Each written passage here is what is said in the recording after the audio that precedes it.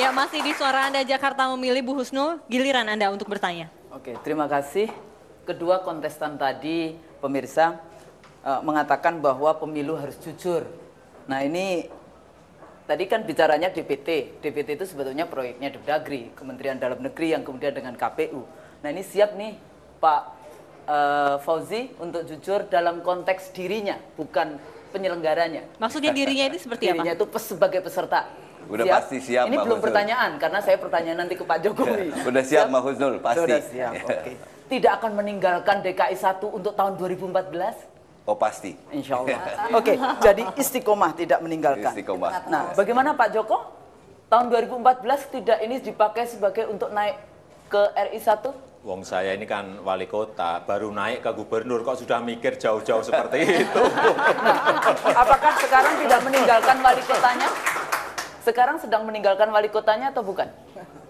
Saat ini sedang meninggalkan wali kotanya? Masih dinas sebagai wali kota setiap hari Senin sampai hari Jumat. Sampai kapan itu selesainya, Pak? Selesai Jadi wali kota di Solo. 2015. Oke, sekarang pertanyaannya begini. Di berbagai kesempatan ke Pak Joko nih, sering mengatakan bahwa mengelola Solo dan Jakarta itu sama saja. Nah, saya orang Jakarta, penduduk Jakarta, sudah 30 tahun tinggal di Jakarta. Padahal kita sama-sama tahu Jakarta dan Solo tentu saja berbeda. Nah, di dalam konteks ini, apa Pak kira-kira perbedaan yang paling signifikan yang bisa Bapak ketahui dan terangkan kepada para pemirsa di Jakarta? Saya kira seorang pemimpin itu yang paling penting adalah bisa melihat masalah. Bisa menyelesaikan masalah itu. Dengan cara apa? Dengan cara apa ya? Turun ke bawah, berbicara dengan rakyatnya. Kemudian kalau bisa diselesaikan lapangan, selesaikan di lapangan. Bukan hanya di kantor terus, tapi harus selalu di lapangan. Selalu harus banyak di lapangan. Saya potong di sini, Pak. Apa itu masalahnya Jakarta dan Solo?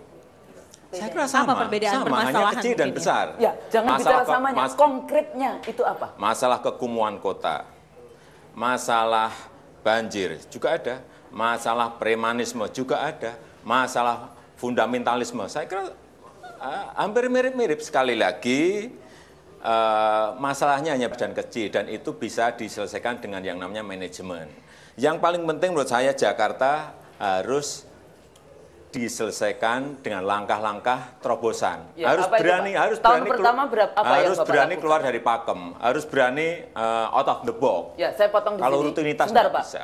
Apa yang akan Bapak lakukan secara konkret tahun pertama? Tahun pertama saya kira pelayanan publik harus diperbaiki total. Sehingga masyarakat percaya bahwa pemimpinnya ini benar, baik, dan patut untuk dipercaya. Saya kira itu. Nah, saya pindah ke Pak Fauzi.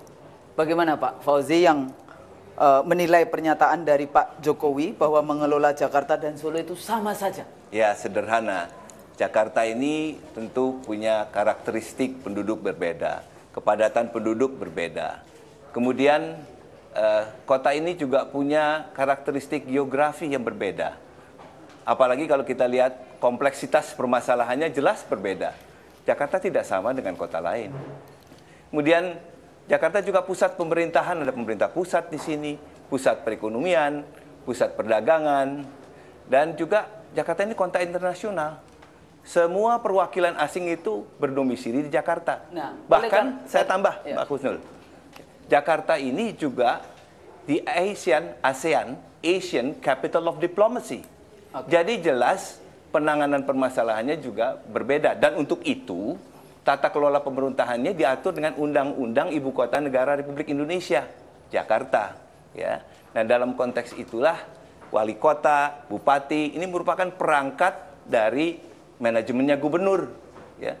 Jadi kalau kita memahami kesemuanya ini, Mbak Husnul, dan pemirsa yang saya hormati, kita pahami semuanya ini, jelas saya kira kurang tepat untuk mengatakan bahwa mengelola kota Jakarta sama saja dengan mengelola kota lain. Bu Husnul. Oke, masih ada ke Pak Joko ini. Salah satu persoalan yang bisa saya sampaikan, Jakarta itu kota metropolitan yang dia tempat ibu kota.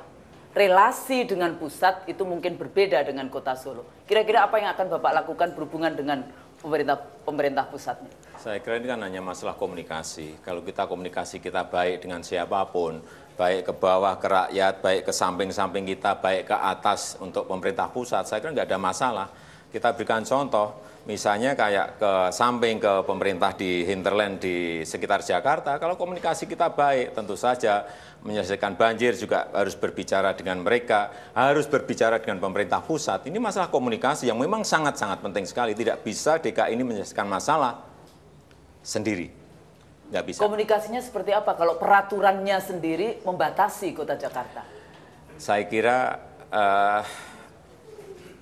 sering banyak berbicara dengan mereka, sering banyak berdiskusi dengan mereka. Mereka dalam artian yang di atas tadi, yang di samping tadi, yang di bawah semuanya. Oke. Oke. Dan Pak sebentar, Fauzi? dan Anda menilai komunikasi Jakarta saat ini dengan pusat bagaimana?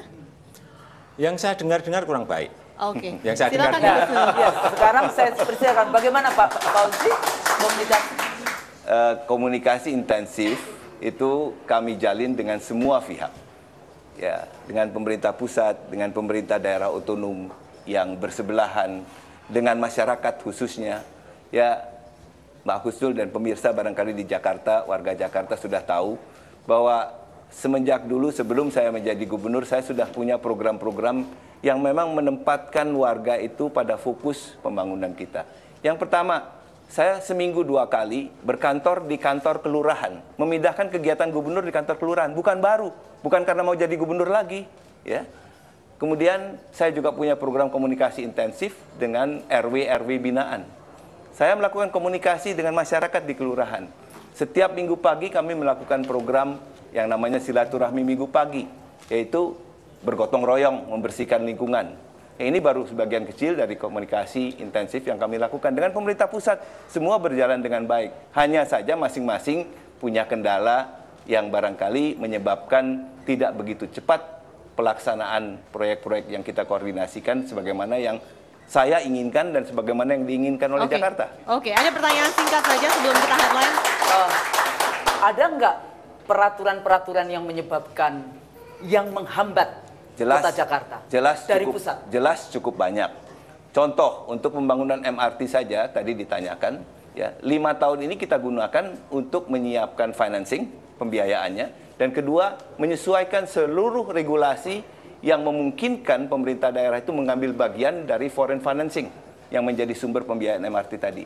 Ini memerlukan waktu karena bukan tanggung jawabnya gubernur semata-mata. Jadi kami harus berkoordinasi. Dan alhamdulillah semuanya sudah jalan. MRT kita mulai tahun ini dan akan dinikmati oleh warga Jakarta. Oke, baiklah, kita harus break untuk menuju headline news pukul 20. Pemirsa, tetaplah bersama kami, Jakarta Memilih. Segera kembali.